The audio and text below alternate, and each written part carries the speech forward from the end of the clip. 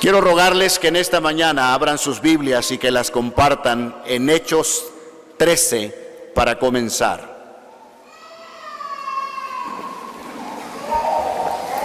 Hechos capítulo 13, por favor.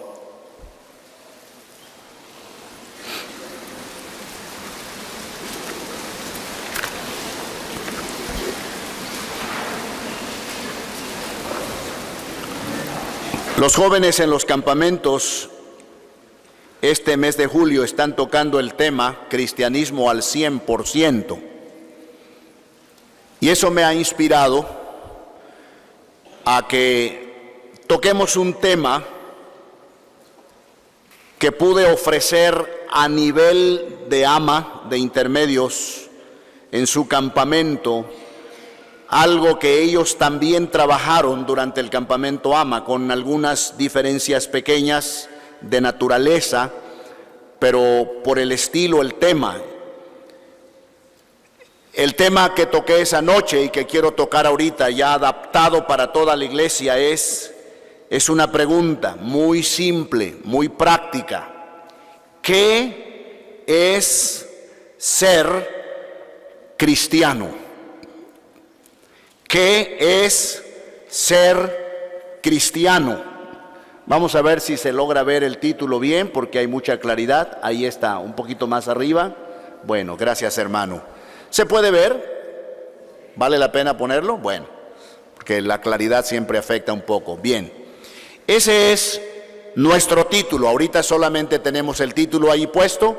¿Qué es ser cristiano? El tema que los jóvenes están tratando es un tema muy necesario y se llama cristianismo al 100%. Y los jóvenes que están aquí, que están a punto de decidirse ir al campamento, yo les invito, decídanlo. Va a ser transformador para sus vidas.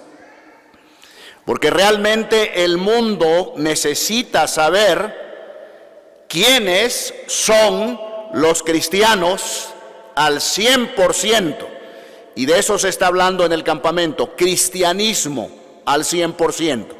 En los talleres es extenso el tema.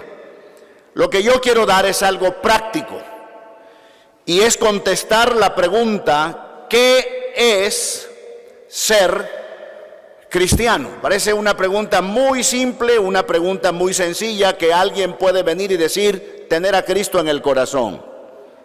Pero hay mucho más que decir y hay mucho más que explicar para compartir. Así que yo quisiera que nos familiarizáramos con nuestro tema. ¿Cuál es nuestro título? Gracias. ¿Qué es ser cristiano? Quisiera que vieran, por favor, allí, en Hechos capítulo 11. En Hechos capítulo 11... del cual solo vamos a leer un versículo para empezar. En Hechos capítulo 11, todo el capítulo nos habla de la entrada del cristianismo, de la entrada del evangelio a una ciudad muy importante, desde donde Pablo hizo por lo menos 2 viajes misioneros. 2 viajes misioneros, si no es que los 3. El capítulo 11 de Hechos nos habla acerca de la llegada del evangelio a Antioquía de Siria. Había 2 Antioquías, Antioquía de Siria y Antioquía de Pisidia. Pero aquí estamos hablando de Antioquía de Siria, que llegó a ser una iglesia fuerte, una iglesia de miles de personas, una iglesia que, a pesar de su magnitud en asistencia, era una iglesia unida y era una iglesia que no perdió la visión de la que hablábamos recientemente, la visión de llevar el evangelio a todo el mundo. Pero entre las cosas que sucedieron en Antioquía de Siria, sucedió una muy interesante y está en el versículo 26. Si lo quieren leer conmigo, por favor, Hechos 11, versículo 26. ¿Qué dice? ¿Todos?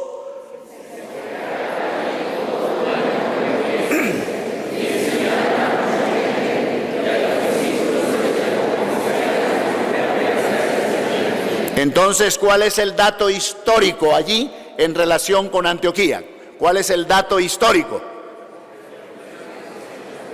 Que allí en Antioquía se les llamó por primera vez cristianos a los cristianos. A los cristianos ya sabemos que eran cristianos, pero nadie los llamaba así. Yo no sé si algunos de ustedes no lo sabían y por eso predicamos y por eso enseñamos, pero realmente la palabra cristiano fue una especie de mote, no fue un cumplido. Realmente era una especie de burla cuando les decían, mira ese, fíjate, mira ese Cristito, tratando de imitar a aquel Jesús de Nazaret, aquel Cristo. Míralo. Y así empezó. Así como actualmente mucha gente que no entiende lo que hacemos en una reunión cristiana y cómo cantamos nosotros. Por ejemplo, hay coros, no todos los cantos, pero hay coros que tienen la palabra aleluya, ¿verdad? Y la palabra aleluya no significa nada más que, ni nada menos que load a Dios. De manera que cuando una persona dice aleluya, loa a Dios. Y loar es alabar y cantar. Ahora, hay congregaciones que abusan de la palabra. ¿Sí o no? Abusan y para todo usan. Aleluya, ya lo encontré. Aleluya, qué bien que te hay. Y aleluya, y lo dicen 50 veces, no es correcto. No es correcto tomar una palabra así y manosearla. Pero cuando llega el momento, como cuando decimos amén, hermano, cuando alguien está predicando y dice Jesucristo resucitó de entre los muertos, decimos amén. Porque amén quiere decir así sea, así es. En el Antiguo Testamento quería decir así lo haga Dios. Y quería decir así lo diga Dios. Preciosa palabra. Entonces la palabra aleluya significa en hebreo load a Dios. Y mucha gente cree que nos lastima y cree que se burla cuando nos dice a nosotros aleluya, sin saber que al decírnoslo están loando a Dios. Bueno, pero no de corazón, sino de pasadita. Están diciendo que Dios sea loado. Pero bueno, eso como otras críticas que nos han venido, ¿verdad? Por gente que no ha estado con nosotros, que no nos conoce, que ha oído a otra gente y que dicen, no entres ahí porque te va a pasar esto. Y otros cristianos también cometen un error. Le dicen a la gente, entra allí y no te va a pasar nada. Y resulta que entra y le pasa todo. No le prometamos a la gente que venga aquí y ya nada malo le va a pasar. No, yo diría que cuando entramos aquí y buscamos al Señor, a veces vienen pruebas muy difíciles a la vida. Pero con las pruebas viene la gracia de Dios. Bástate mi gracia, porque mi poder se perfecciona en la debilidad. Entonces así usaron la palabra y se empezaron a burlar, decir, mira los seguidores de aquel Cristo. Entonces en Antioquía fueron llamados, ¿qué? Por primera vez. Otra vez, por favor, el texto, más fuerte, más fuerte. ¿Cuántos pudieron desayunar algo en esta mañana? 6, bueno, 6. Entonces, me imagino que va a haber tamales otra vez al final del ministerio de pregoneros de Cristo para sus fondos. Entonces los pobres que no desayunaron pueden ahí ponerse a mano, ¿verdad? Pero todos los que sí pudieron desayunar, a ver, bien fuerte, ¿qué dice el texto 26? ¿Qué dice?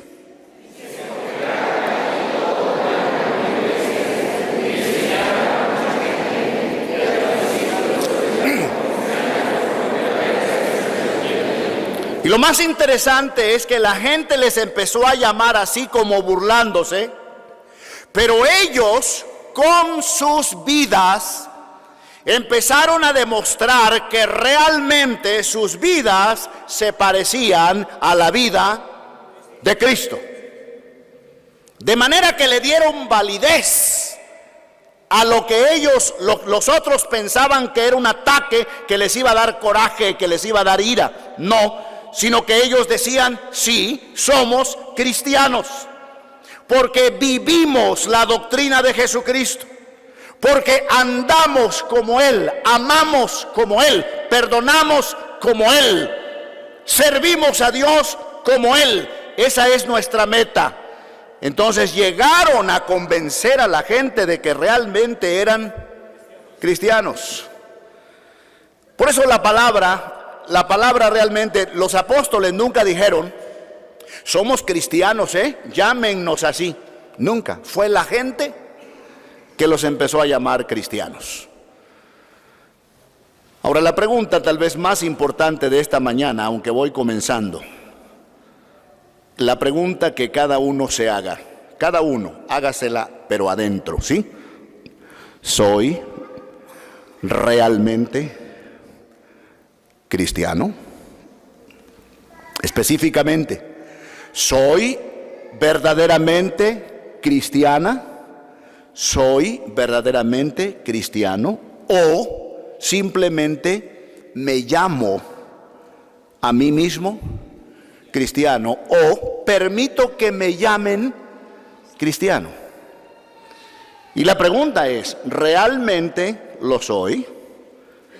Espero en el Señor que al finalizar el tema podamos definir este asunto.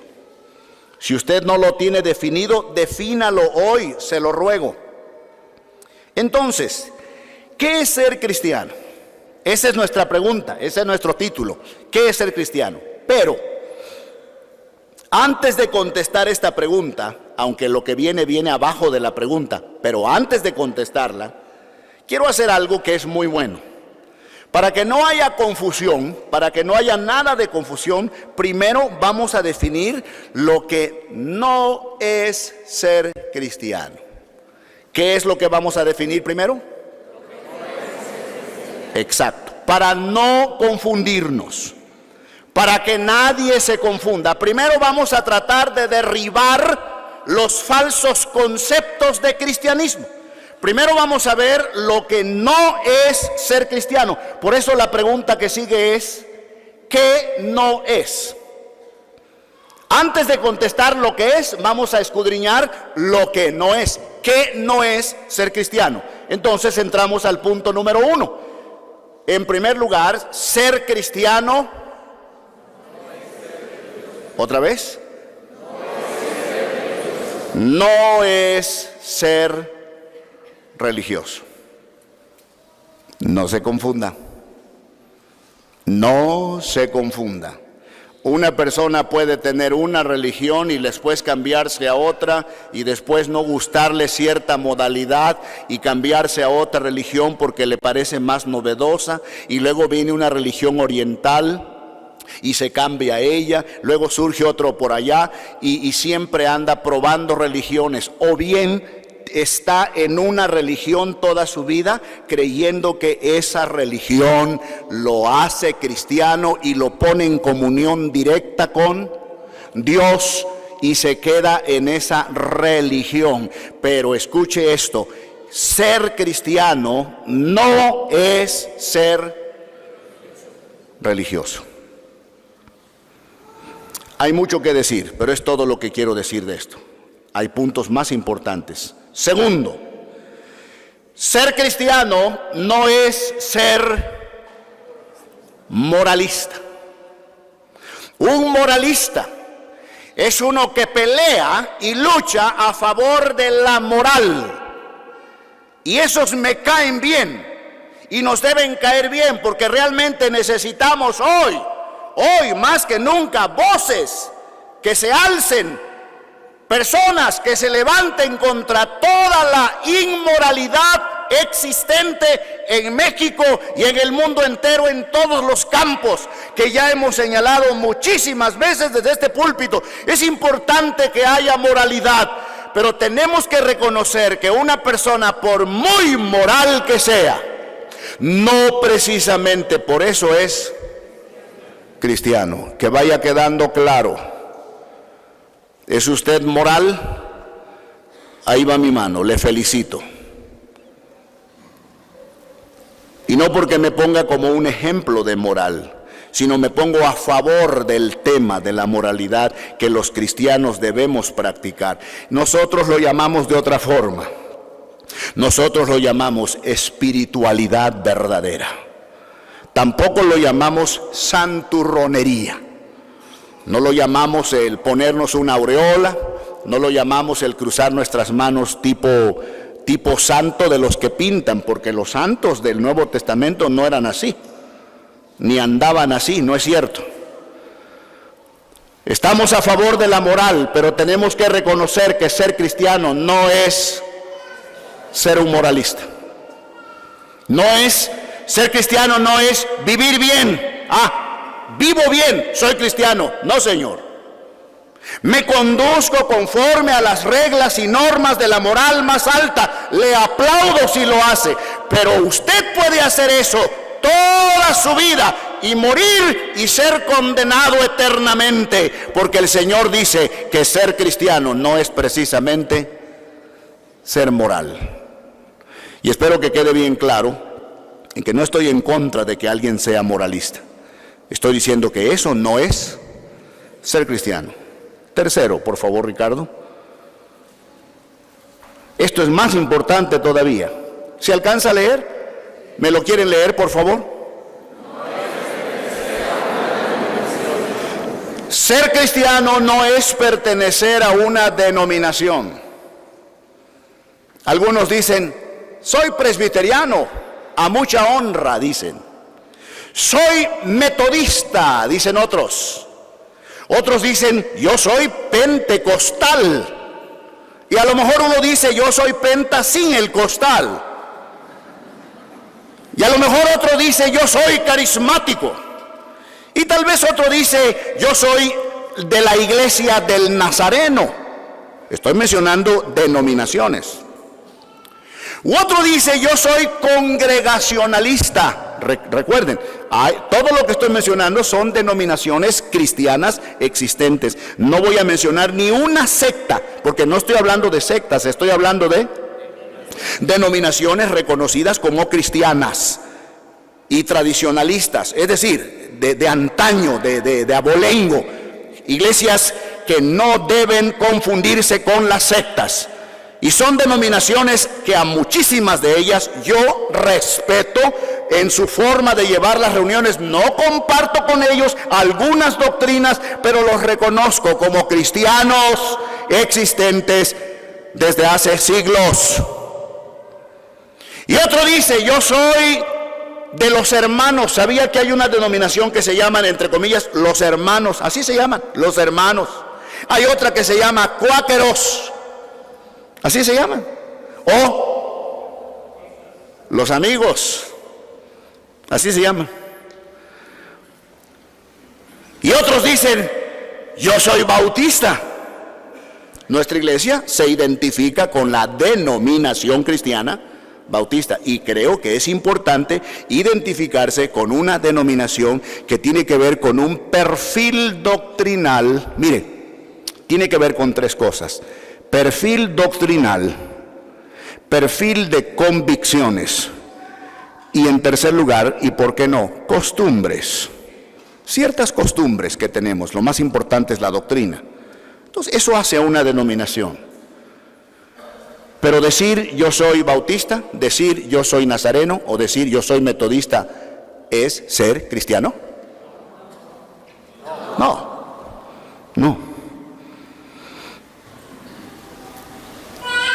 Eso sería tanto como decir, ya entré a esta cochera, ya soy coche. Absurdo.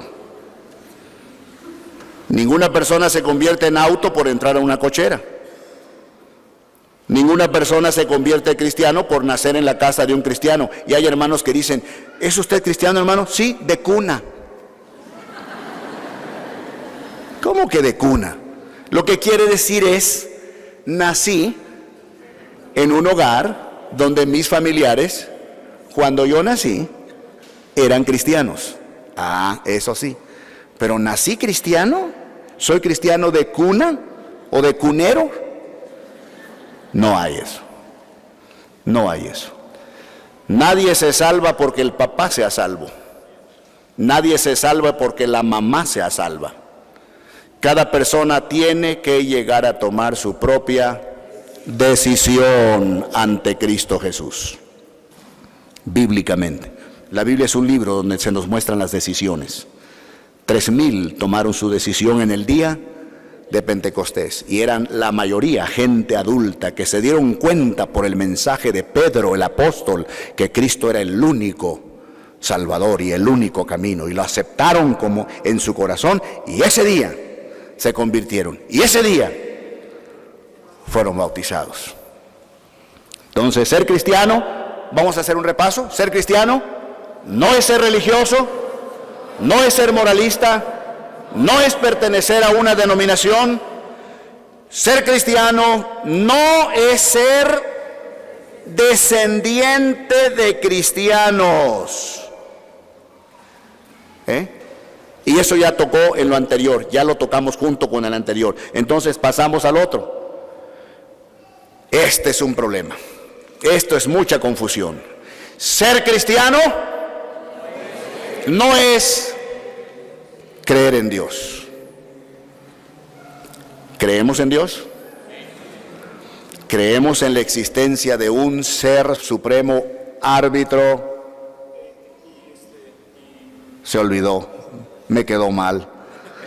Lo acaba de predicar en el campamento Éfara, pero con una energía tremenda, y definió todo lo que creemos acerca de Dios el Padre. Dice que es árbitro supremo del universo y hacedor de todas las cosas. Amén, porque creemos en Dios. Pero miren, Santiago, libro de Santiago, por favor. Capítulo 2. Mucha atención. Y comparta este texto, por favor.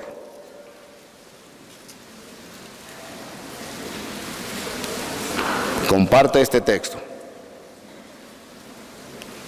Santiago capítulo 2.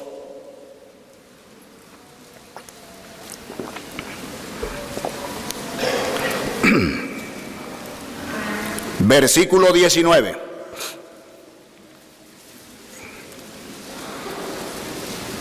Santiago 2:19. Unidos todos, por favor, que se oiga, por favor, la voz de todos. ¿Qué dice Santiago 2:19? ¿Todos? Tú crees que Dios es uno. Bien haces. También los demonios creen y tiemblan. Otra vez más fuerte. Tú crees que Dios es uno. Bien haces. También los demonios creen y tiemblan. Y hermanos y amigos, en esta mañana, en el amor de Cristo, este es un texto muy importante. Santiago, que es quizá el escritor más celoso del verdadero cristianismo en el Nuevo Testamento. Pablo quizá el más fuerte y directo, pero Santiago el más celoso. Le caían mal a Santiago los cristianos pusilánimes, los que decían y no hacían. Por eso es Santiago el que dice: sed hacedores de la palabra y no tan solamente oidores, engañándoos a vosotros mismos. Es él quien lo dice. En estos 5 capitulitos tremendos, aquí está un texto donde dice, le habla a cristianos que andaban viviendo incorrectamente y les dice: ¿tú crees que Dios es uno? Y luego viene una ironía: bien haces. Es una ironía. Bien haces. Y luego dice: también los demonios creen, y no solo creen, tiemblan. ¿Saben qué quiere decir eso? Satanás y los demonios saben muy bien quién es Dios. ¿Cómo no van a creer en la existencia de Dios si Dios los creó a ellos? ¿Cómo no van a creer en la existencia de Dios si por la mano de Dios fueron lanzados del cielo? Fueron desechados cuando Satanás, el principal, se rebeló contra Dios, siendo al principio un ángel llamado querubín protector, lucero, hijo de la mañana, así se llamaba, así se lo llama en Santiago, hijo del amanecer. Y fueron expulsados. ¿Cómo no van a creer cuando se encontraban con Cristo, que se acercaba donde estaba un endemoniado? Los endemoniados le gritaban a Cristo: ¿qué tienes con nosotros, Jesús? Hijo del Dios Altísimo, ¿has venido para atormentarnos antes de tiempo? Porque saben que serán atormentados. Por eso tiemblan. Entonces, si tú dices que crees en Dios y que crees que con eso basta, Santiago te dice: bien haces. Dicho de otra forma, bonita cosa. También los demonios creen. Creer en Dios no es ser cristiano. Si usted cree en la existencia de Dios, le felicito, y es un buen principio. Es una plataforma, de ahí te vas a mover para lo demás. Nadie puede llegar a la salvación sin haber pasado por el hecho de creer en la existencia de Dios, correcto, pero creer en Dios no es ser cristiano. Hay muchísimas personas a las que tú les puedes preguntar si creen en Dios y te van a decir que sí. Y cuando te das la media vuelta, los oyes decir los disparates de siempre. Incluso algunos de ellos te van a contestar así: ¿crees tú en Dios? Claro. Pues si me persiné esta mañana. ¿Sí o no? ¿Sí o no? Es que el hecho de creer en Dios no implica transformación, ese es un acto intelectual y es un acto de la voluntad. Y qué bueno que la gente crea en Dios. ¿Sabía usted que a mucha gente le da temor confesar que cree en Dios? Aunque crea en Dios, en los medios de comunicación usted nunca oirá decir Dios, el creador de todas las cosas. Siempre oirá decir la madre naturaleza. Y hasta los cristianos andan diciendo la madre naturaleza. Yo no tengo ninguna madre naturaleza. Yo veo la creación que nuestro Dios hizo, producto de su mano poderosa y directa. Y te veo a ti, hecho a la imagen y semejanza de Dios, con tus errores y mis errores, por el hecho de que nuestros primeros padres cayeron en pecado y nos lo transmitieron. Sí, pero fuimos hechos al principio a la imagen y semejanza de Dios. Pero creer en Dios no es ser cristiano. Tenemos que apurarnos. Fíjense todo lo que tenemos que clarificar.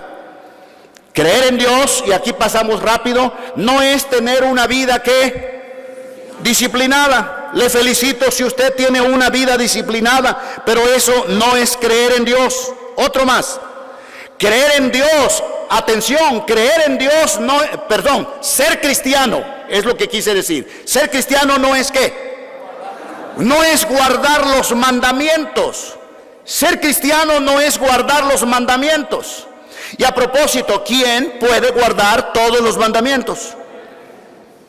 Ya fueron contados los mandamientos y encontraron más de 615 mandamientos directos en el Antiguo Testamento y en el Nuevo Testamento, dados por Dios. Los 10 mandamientos son la base, no son los únicos.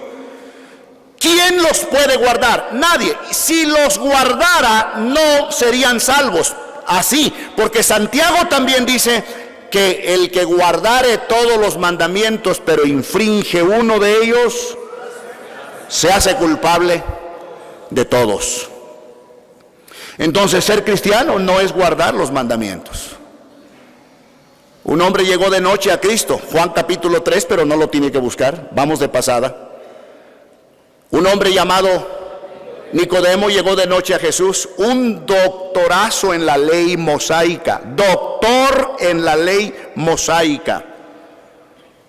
Había hecho maestría en las leyes ceremoniales, maestría en las leyes judiciales, maestría en las leyes típicas del Antiguo Testamento, así llamadas, y sobre todo una especialización, valga la redundancia, súper especial en los 10 mandamientos y todo su desglose.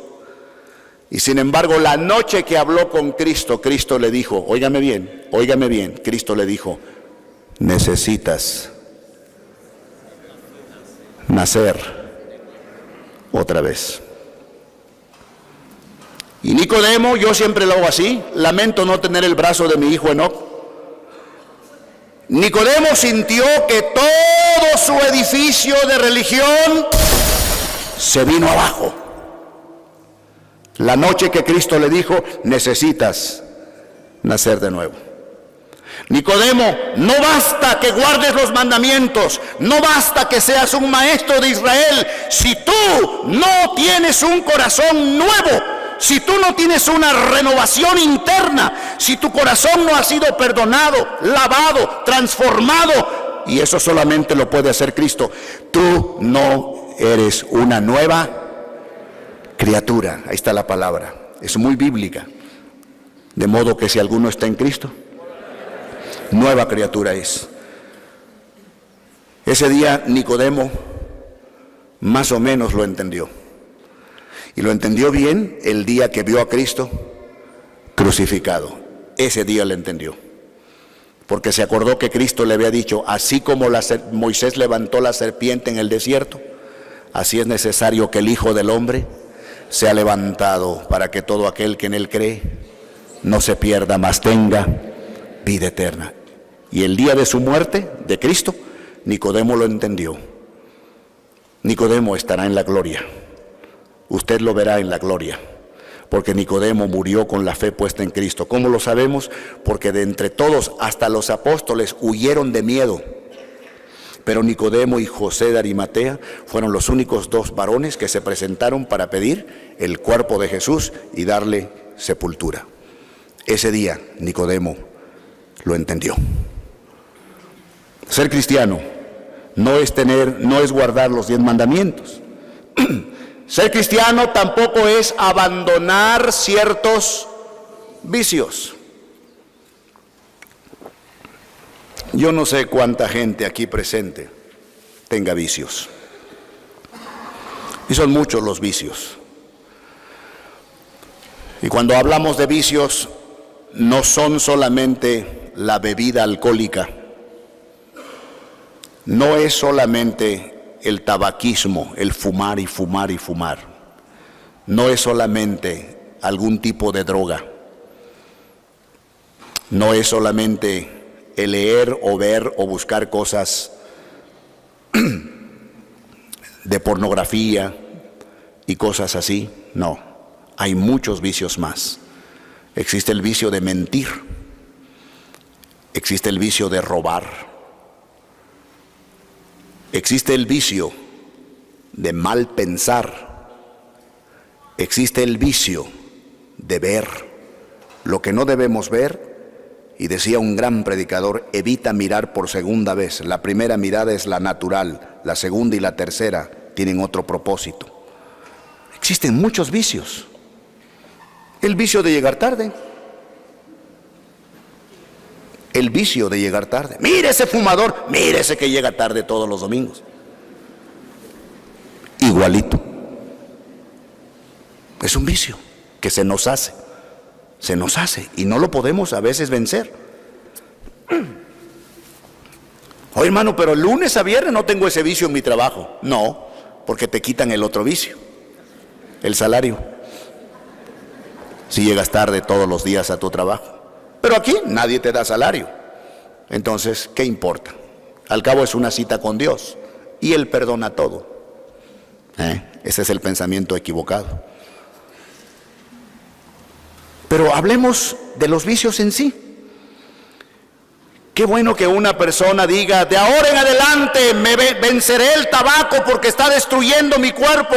De ahora en adelante dejaré la bebida, ayúdenme por favor. Entraré a un centro donde me ayudarán, me darán terapias. Qué bueno, le doy un aplauso. Y qué bueno que el joven drogadicto diga: basta ya de esa vida. Y qué bueno que el homosexual, o que la lesbiana, o que la prostituta, o que los hombres mañosos que están buscando esas cosas, qué sé yo, digan un día: basta ya de fornicación, de adulterio y de cosas semejantes. Con la ayuda de Dios lo dejaré. Correcto, yo les aplaudo. Pero usted puede dejar todos los vicios habidos y por haber, y sin embargo no ser cristiano, porque ser cristiano no es podarse, no es una poda. Es como si usted se para frente a un naranjo y le corta todas las naranjas, todas, hasta las chiquititas, hasta la flor. Ya que lo quitó todo, se sacude las manos y dice: ya está, ya no es naranjo, ahora es durazno. ¿Qué va a dar ese árbol el año que entra? Porque su naturaleza no ha cambiado desde su raíz, y volverá a dar naranjas, excepto que Dios hiciera un milagro de arriba y lo transformara de naranjo en durazno. Entonces sí, lo creo, porque Dios lo puede hacer si quisiera. Así es la vida. El hecho de dejar esto, dejar lo otro, dejar aquello y luego sacudirse y decir: ya soy cristiano, es falso. Pero un milagro directo de Dios en tu corazón, que te cambia y te perdona y te transforma, eso sí te convierte en un nuevo árbol con nuevos frutos. Entonces, ser cristiano no es abandonar vicios. Ser cristiano tampoco es llamarse cristiano, y ahí pasamos, ya lo hemos dicho. Y la última: ser cristiano no es hacer buenas obras. ¿Cuánta gente en el mundo entero está engañada? Y lo digo con amor, no te ofendas, por favor, aunque hay un dicho que dice que la verdad no peca, pero incomoda. Eso no está en Segundo de Crónicas. Eso lo dice la gente y es verdad. No porque no esté en la Biblia va a ser mentira. La verdad no peca, pero incomoda. Tal vez te puede incomodar lo que te diga, pero tal vez tus papás, tus muy queridos abuelos o bisabuelos, o tus religiosos te enseñaron que la salvación se obtiene por obras y que tú llegas a ser un buen cristiano por tus buenas obras. No es cierto. Mira lo que dice Dios, Efesios 2. En la Biblia, Efesios 2.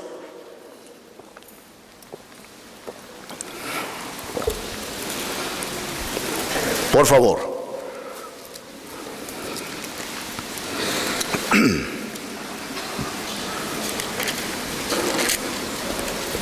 Qué tremendo texto.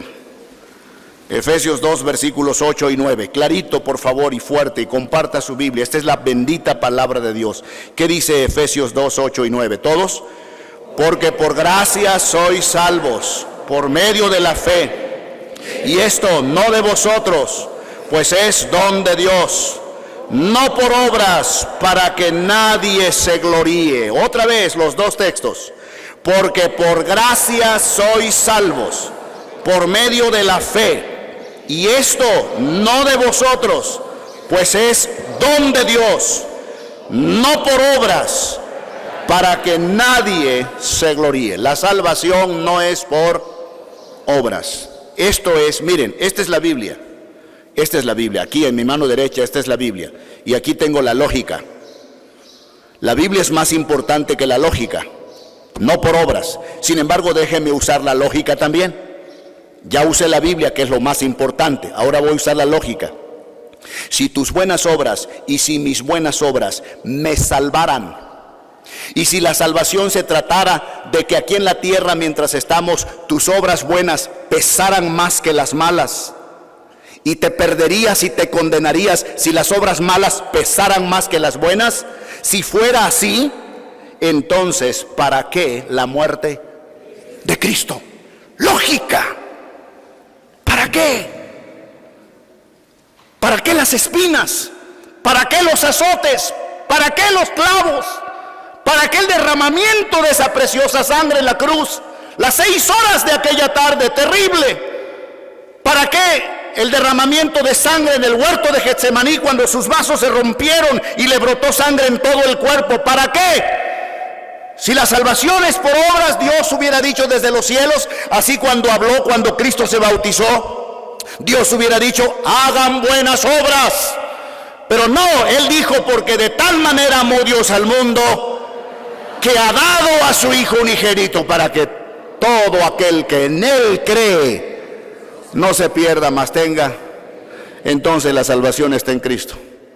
En ningún otro hay salvación, dice el apóstol Pedro, porque no hay otro nombre bajo el cielo dado a los hombres en que podamos ser salvos. Eso es. Vamos a repasarlo todo. Vamos a repasarlo. ¿Qué no es ser cristiano? No es ser religioso. No es ser moralista. No es ser descendiente de cristianos. No es creer en Dios. No es tener una vida disciplinada. No es guardar los mandamientos. Tampoco es abandonar vicios. No es llamarse cristiano. Y no es hacer buenas obras. Entonces, ¿qué es ser cristiano? En estos últimos 5 minutos se lo quiero contestar. Ser cristiano, en primer lugar, es, la primera de una vez, reconocer nuestra condición. Héctor Bonifán, se puede ver, reconocer nuestra condición. Sarita, se puede ver ahí, estoy checando. Reconocer nuestra condición es el primer paso para ser cristiano. Nadie puede llegar a ser un verdadero cristiano si no reconoce su condición. ¿Y sabe cómo se reconoce la condición? Así: soy pecador, pero de todo corazón. No así: sí, soy pecador, todo mundo lo es.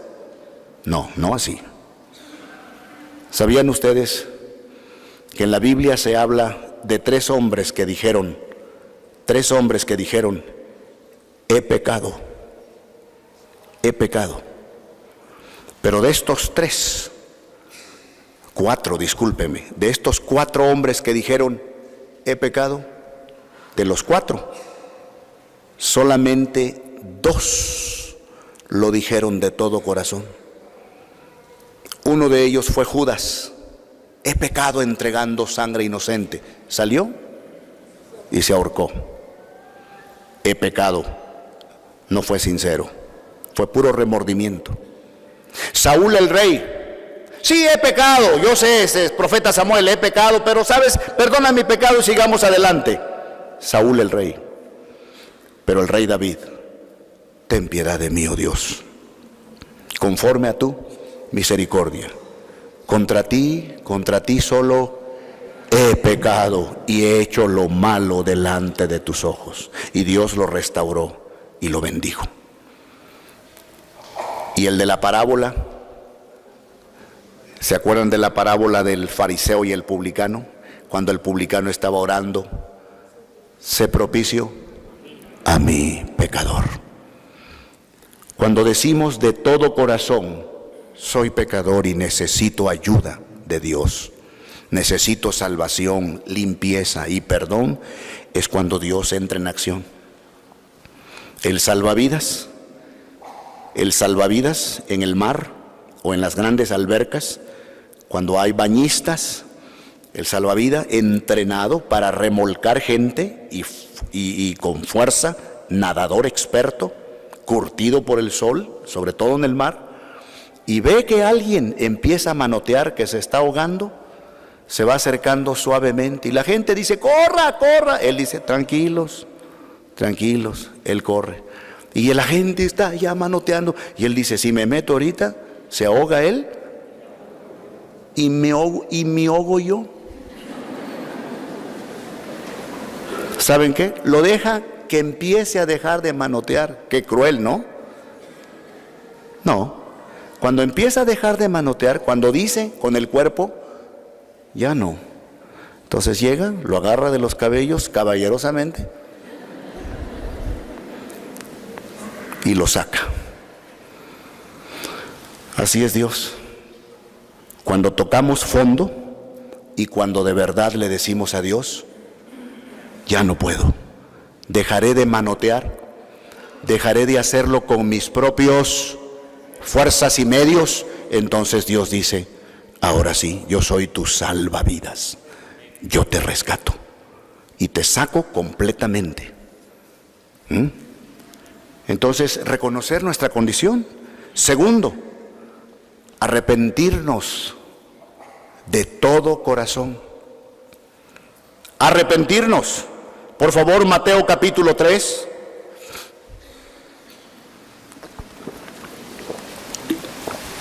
Quiero que vean algo, esto va a ser muy rapidito, pero quiero que lo vean, no quisiera que perdiéramos esta bendición. Quiero que sepan que Juan el Bautista, como Cristo Jesús, comenzaron su ministerio así. Juan el Bautista en Mateo capítulo 3, versículo 2, dice, léanlo conmigo el 2, leo el 1 y ustedes leen el 2, se juntan conmigo en el 2, Mateo 3, dice, en aquellos días vino Juan el Bautista predicando en el desierto de Judea, todos, y diciendo, arrepentíos, porque el reino de los cielos, ¿cuál fue la primera palabra que usó? Arrepentíos, arrepentíos. Y luego en el capítulo 4, pero el versículo 17, ¿cómo comenzó Cristo su ministerio? ¿Cómo comenzó su predicación? Todos, 4:17 de Mateo, todo. Desde entonces comenzó Jesús a predicar y a decir, arrepentíos, porque el reino de los cielos. Qué interesante que los dos más grandes hombres que comenzaron sus ministerios casi paralelamente comienzan igual, con el mismo mensaje. ¿Cuál es? Arrepentíos.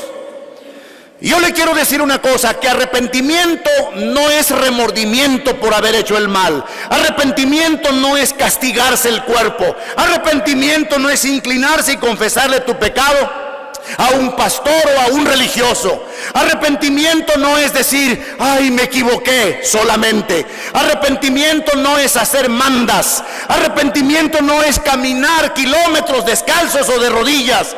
Arrepentimiento es un cambio de mente, un cambio de corazón. Es haber estado caminando en dirección equivocada, reflexionar, girar y caminar en el sentido contrario hacia el Señor. Arrepentimiento es una decisión de la mente, de la voluntad y del corazón, no de las emociones. Arrepentimiento es decir, he pecado, necesito perdón, sé que Cristo murió por mí. No es esperar mi tiempo. Muchos dicen, estoy esperando mi tiempo. ¿Sabes qué estás esperando? Y no es broma. Estás esperando tu condenación sin saberlo. Si te mueres así, sin arrepentimiento de tus pecados.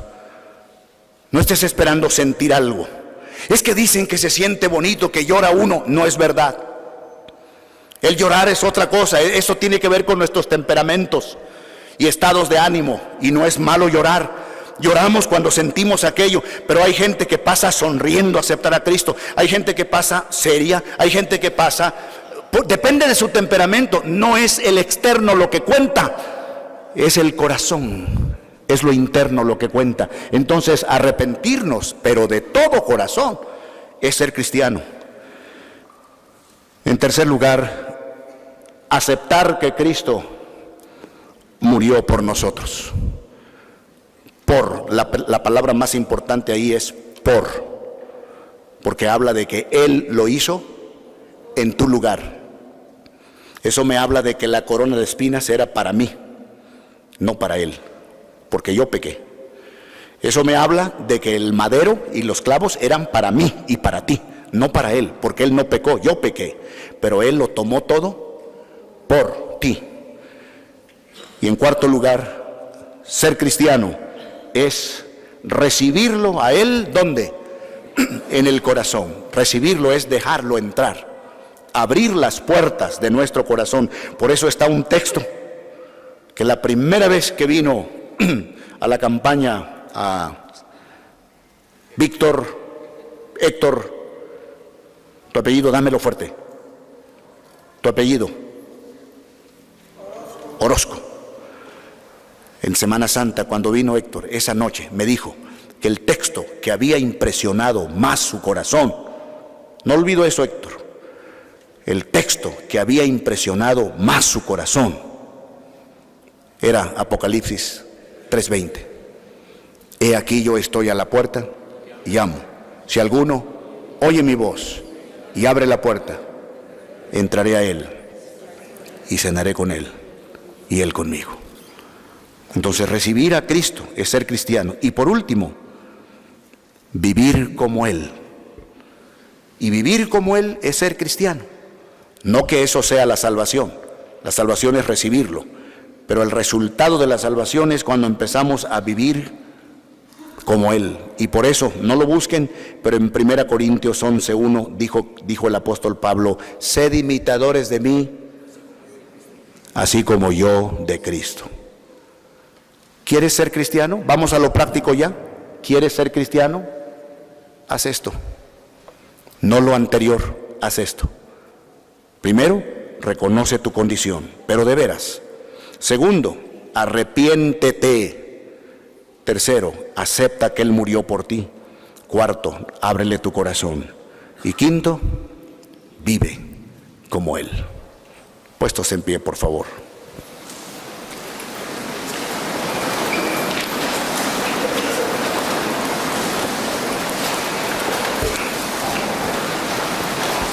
En las hojitas que tenemos en nuestras Biblias de cantos, en la parte de atrás, hay un canto que dice: con voz benigna te llama Jesús. Con voz benigna te llama Jesús. Ya voy a volver a dar estas hojitas porque puede ser que algunos ya se voló la hojita o no la tenía. Ya pronto les voy a dar una porque para la cruzada quiero que todos tengamos estos cantos.